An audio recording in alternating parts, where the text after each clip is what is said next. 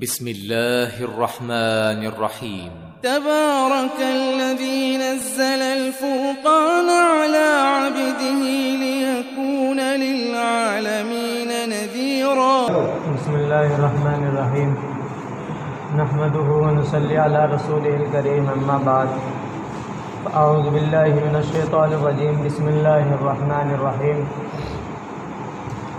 कुल इन्ना सलाती व नुसुकी व महयाया व ममाती लिल्लाहि रब्बिल आलमीन।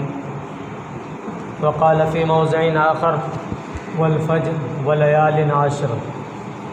व क़ाल अन्नबिय्यु सल्लल्लाहु अलैहि वसल्लम मन वजद सअदन अन युज़ाहिया फ़लम युज़ाहि फ़ला यक़रबन्न मुसल्लाना औ कमा क़ाल अलैहिस्सलातु वस्सलाम। अज़ीज़ान मोहतरम, बुज़ुर्गों, अल्लाह तबारक व तआला ने मुसलमानों को दो ईद दी हैं। ईद का मतलब होता है खुशी का दिन। तो मुसलमानों के दो त्यौहार हैं। अल्लाह के नबी सल्लल्लाहु अलैहि वसल्लम जब मक्का से मदीना हिजरत करके गए तो वहाँ जा कर के देखा कि मदीने वाले अपने लिए एक ख़ास दिन मुतय्यन कर रखा है उन्होंने। तो अल्लाह के नबी ने फरमाया, पूछा ये क्या करते हैं लोग? तो लोगों ने बतलाया कि लोग इसमें खुशियाँ करते हैं, खेलते हैं। तो अल्लाह के नबी सल्लल्लाहु अलैहि वसल्लम ने फरमाया कि इससे तो बेहतर हमारा इस्लाम है। और फिर फरमाया कि इस्लाम ने हमें दो ईदें दी हैं और दोनों ही ईदें दो अहम इबादतों की तकमील के बाद दी हैं। ईद उल फितर दी है और रमज़ानुल मुबारक, इतना बाबरकत तोहफ़ा, उसके गुज़रने के फ़ौरन ईद उल फितर दी है। और ये जो दूसरी ईद है जिसका नाम ईद उल अज़हा हम कहते हैं, ये हज के मुबारक दिन के गुज़र जाने के बाद हमें अता फ़रमाया है। हम उस ईद का तो बहुत ज़्यादा एहतमाम करते हैं, लेकिन इस्लाम के अंदर ये ईद सबसे बड़ी ईद है जो जिसे हम ईद उल अज़हा कहते हैं। फिर ये भी एक बात आती है कि जी बीच में एक बात आ गई कि जी इस साल हज भी नहीं होगा। ऐसा नहीं है, बल्कि मामला ये है कि इस साल हज के लिए किसी भी मुल्क से कोई आदमी नहीं गया है। अलबत्ता सऊदी अरब में जो आदमी सऊदी अरब के रहने वाले हैं या बाहर मुल्क से जा कर के वहाँ काम करते हैं या रहते हैं, वहाँ की नेशनलिटी उनके पास है, वो वहाँ पर हज कर सकते हैं इस साल। बाहर से किसी मुल्क का कोई आदमी हज करने के लिए नहीं गया, इसलिए हज बंद नहीं हुआ, बल्कि सिर्फ वहीं के लोग हज करेंगे। जैसा कि आपको मालूम है जो हालात चल रहे हैं कि तमाम के तमाम जहाज़, परवाज़ें वगैरह सब बंद हैं, कोई एक मुल्क से दूसरे मुल्क नहीं जा सकता। इस वजह से दूसरे मुल्क का आदमी हज के लिए नहीं जा सकता, अलबत्ता हज वहाँ होगा इंशाअल्लाह। तो ये जो ईद उल अज़हा है, इसके बारे में सहाबा ने पूछा, या रसूल अल्लाह, ये ईद उल अज़हा क्या होती है? माहियल अज़ाही या रसूल अल्लाह। तो अल्लाह के नबी सल्लल्लाहु अलैहि वसल्लम ने जवाब में फरमाया था, या सुन्नत अबीकुम इब्राहीम, ये तुम्हारे बाप इब्राहीम अलैहिस्सलातु वस्सलाम की सुन्नत है।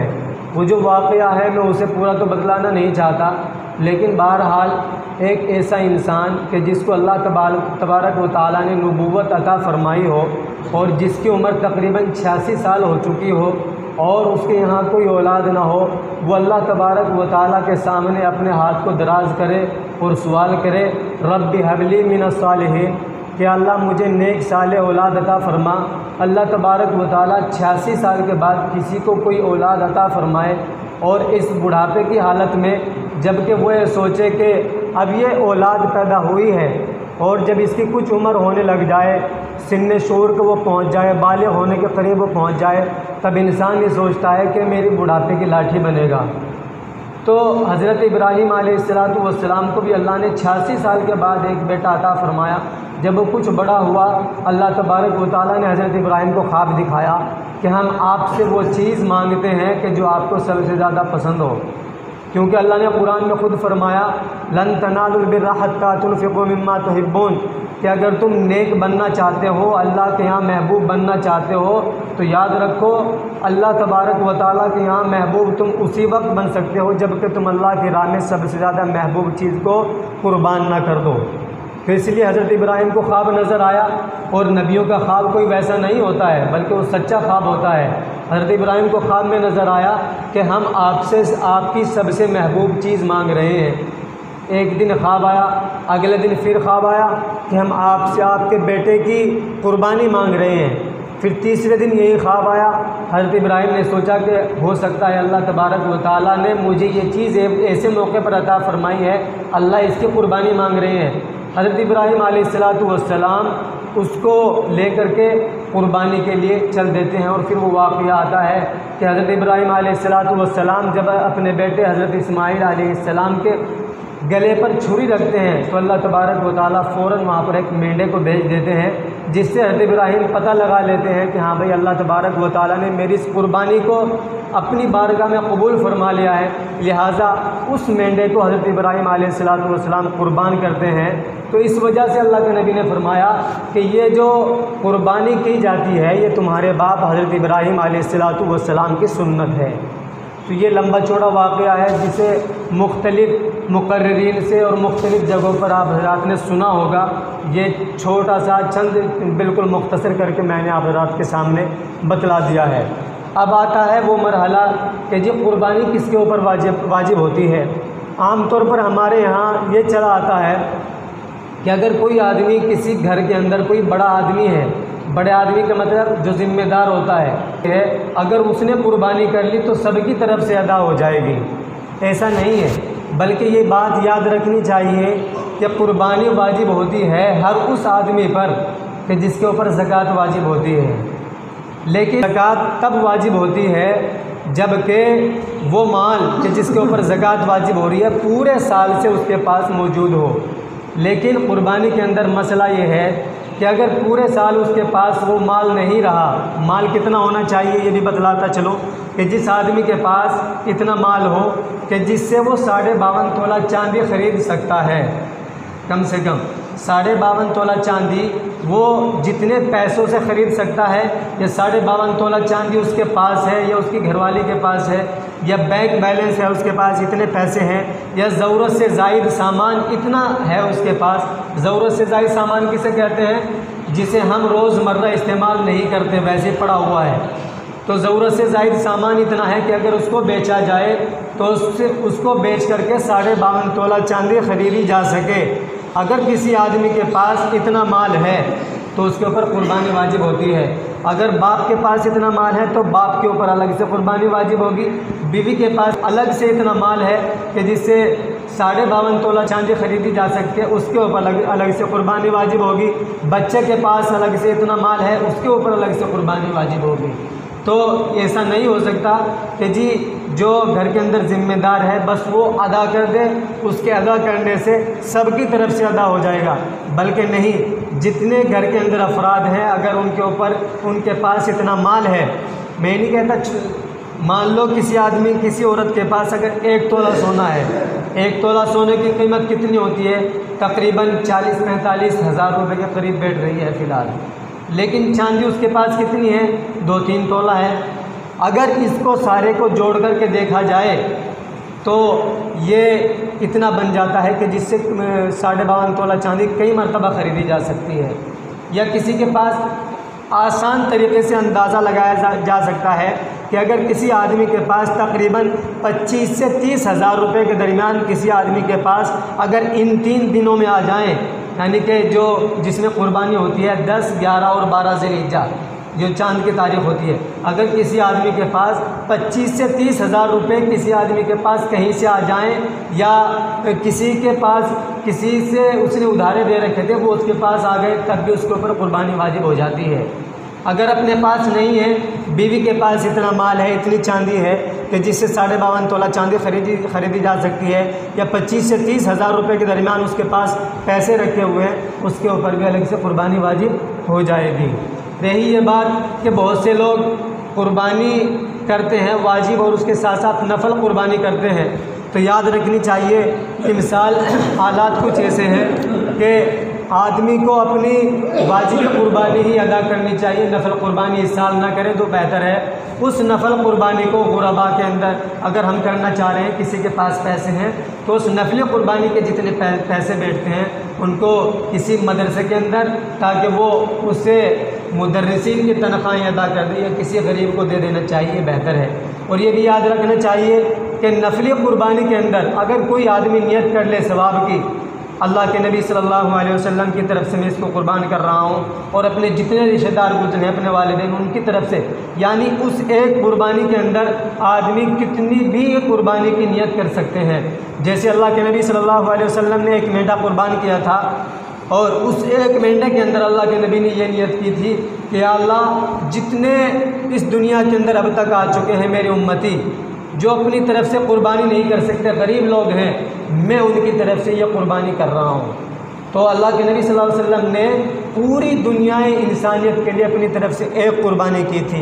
तो पता चलता है कि अगर नफल कुर्बानी कोई करना चाहता है तो उसके अंदर कितनी भी कुर्बानियों की नियत कर सकता है, 1 से लेकर 1 लाख 1 हज़ार 1 करोड़ तक की कुर्बानियों की नियत वो कर सकता है।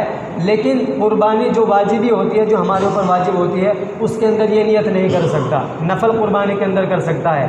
फिर आती है ये बात कि जी हालात चल रहे हैं क्या कुर्बानी, माशाल्लाह ये भी एक बात है कि अगर दुनिया के अंदर जितने हालात होते हैं, जैसे हम और आप किसान हैं, काश्तकार हैं, तो अपनी खेतियों के ताल्लुक़ से एक दूसरे से पूछते हैं कि जी क्या होगा क्या नहीं होगा। लेकिन ये दिन ये इतना यतीम बन चुका है कि इसके बारे में कोई नहीं पूछता कि जी आगे क्या हालात होंगे। लेकिन सलाम हो, ऐसे आदमी भी मौजूद हैं, अल्लाह का शुक्र है। लेकिन वो सिर्फ एक ही आदमी है, मैं उनका नाम नहीं लेना चाहता। उन साहब ने मेरे से तकरीबन 3-4 मरतबा मालूम किया कि जी क्या होगा, क्या हालात होंगे, क्या मालूम क्या होगा। उसके अलावा किसी आदमी को ये तौफीक नहीं हुई कि जी क्या हालात होंगे, क्या करना चाहिए हमें। लेकिन उन साहब ने, अल्लाह उनको जज़ाए खैर दे, तकरीबन 3-4 मरतबा मुलाकात हुई उनसे, हमारे गाँव की हैं। उन्होंने 3-4 मरतबा ही पूछा कि जी क्या होगा इस साल बकरीद के अंदर। तो मैं बतलाता चलूँ, दारुल के उस्ताद के पास किसी आदमी ने फ़ोन किया और पूछा कि जी हज़रत इस साल बकरीद में क्या होगा। लोग कह रहे हैं कि जी शायद बकरीद नहीं होगी। तो उन उस्ताद ने जवाब दिया कि कौन कह रहा है, बल्कि मैं आगे उन्होंने जो जुमला कहा, उन्होंने कहा कौन बेवकूफ़ कह रहा है कि बकरीद नहीं होगी। जो लोग ऐसा कह रहे हैं कि जी इस साल बकरीद नहीं होगी, पूछ रहे हैं इस तरह करके, तो याद रखनी चाहिए ये बात, जो लोग इस तरह करके पूछ रहे हैं दरअसल वही लोग बकरीद को रुकवाना चाहते हैं। हुकूमत ने कभी मना नहीं किया। ये कोरोना, ये इतनी बड़ी महामारी, ये इतनी बड़ी बीमारी हुई है, कभी हुकूमत ने ये नहीं कहा कि जी मसाजिद को बंद कर दिया जाए। इतना तो कहा है कि जी जितने आदमी आते थे उनमें से कम कर दिए जाएँ, 2-4 आदमी जा कर के नमाज़ पढ़ लें। ये नहीं कहा कि जी ताले लगा दिए जाएँ। ताले वहाँ लगे हैं जहाँ लोगों ने नहीं मानी है, लेकिन बिल्कुल बंद कर दिया जाए कि जी एक आदमी की भी पढ़ने की इजाज़त नहीं है। किसी इबादत गाह के अंदर हुकूमत ने ये नहीं कहा। और जमीयत उलमाए हिंद इस सिलसिले में भी राबता कर रही है, हुकूमत के ऊपर दबाव डाल रही है इस सिलसिले में कि जी हमें ईदगाहों के अंदर नमाज़ पढ़ने की इजाज़त दी जाए, हमारी मसाजिद के अंदर नमाज़ पढ़ने की इजाज़त दी जाए, हमें कुर्बानी की भी इजाज़त दी जाए। तो अल्लाह की ज़ात से उम्मीद है कि कुर्बानी की इजाज़त तो मिलेगी। और जैसा कि हर साल कहा जाता है कि जी कुर्बानी को इस तरह से किया जाए कि दूसरे को तकलीफ़ ना हो, वही इस साल भी कहा जाएगा कि जी ऐसी जगह पर की जाए कि जहाँ पर किसी दूसरे को देखने वालों को तकलीफ़ ना हो। उसकी जो चीज़ें होती हैं जिसके अंदर गलाजत होती है, गंदगी होती है, उनको ढका जाए और गड्ढे के अंदर दबाया जाए। बस ये चीज़ें हो सकती हैं। इसके अलावा उम्मीद है अल्लाह की ज़ात से कि कुर्बानी को कोई बंद नहीं कर सकता।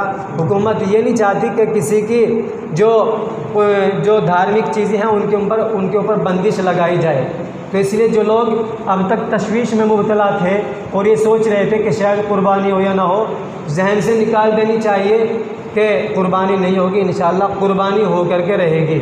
इसलिए अल्लाह ने जिन लोगों को इस्तिताअत दी है, हिम्मत दी है और जिनके ऊपर कुर्बानी वाजिब होती है, उनको चाहिए कि वो अपने हिस्से लें, कुर्बानी करें। उसके बावजूद याद रखनी चाहिए ये बात, उसके बावजूद अगर बिलफ़र्ज़ 1%, ये बात माइक में नहीं की जा सकती, मेरा इरादा था माइक में बात करने का, लेकिन सिर्फ इस आखिरी बात की वजह से मैंने ये बात माइक में नहीं की कि ये बात दूर तक पहुंचेगी और ये शायद इस बात से ये सोचेंगे कि ये इन्होंने तो पहले ही घुटने टेक दिए हैं। बिलफ़र्ज़ मान लो 1%, अगर सरकार ये कहती है कि इस साल कुर्बानी नहीं करने देंगे हम, तो उसके बावजूद भी ये नहीं हो सकता कि जिनके ऊपर कुर्बानी वाजिब होती है वो कुर्बानी ना करें। बल्कि मसला ये है कि अगर कहीं आदमी कहीं किसी वजह से कुर्बानी रोक दी जाए, सरकार की तरफ से कोई मामला आ जाए या कोई भी ऐसी बात आ जाए कि कुर्बानी करने से रोक दिया जाए, तो शरीयत की तरफ से मसला यह है कि जिस आदमी के ऊपर कुर्बानी वाजिब होती है 3 दिन तक इंतज़ार करना पड़ेगा। 3 दिन होती है ना कुर्बानी के, 3 दिन तक इंतज़ार करना पड़ेगा। पहले दिन अगर मौका मिल जाए तो करेगा, अगर पहले दिन नहीं मिला दूसरे दिन नहीं मिला तो तीसरे दिन, आखिरी दिन भी अगर कुर्बानी नहीं की जा सकी तो जो उसने हिस्सा ले रखा है या उसने एक बकरा ले रखा है तो उस बकरे को उसे अल्लाह की राह में कुर्बान करना पड़ेगा, यानी उस बकरे को सदका करना पड़ेगा, या उस एक हिस्से के पैसे उसको अल्लाह की राह में सदका करने पड़ेंगे। उस पैसे को कि जिससे उसने हिस्सा लिया है उसको अपने इस्तेमाल में नहीं लाया जा सकता। उसके बावजूद भी आखिरी मामला है ये कि अगर कुर्बानी की इजाज़त न मिले तब भी अगर हमारे ऊपर कुर्बानी वाजिब होती है तो जितने पैसे से हम हिस्सा लेते हैं उस पैसे को हमें अल्लाह की राह में सदका करना पड़ेगा, उन पैसे को हम अपने ज़ाती इस्तेमाल में नहीं ला सकते। ये आखिरी मामला है जबकि कुर्बानी अगर नहीं की जा सकती।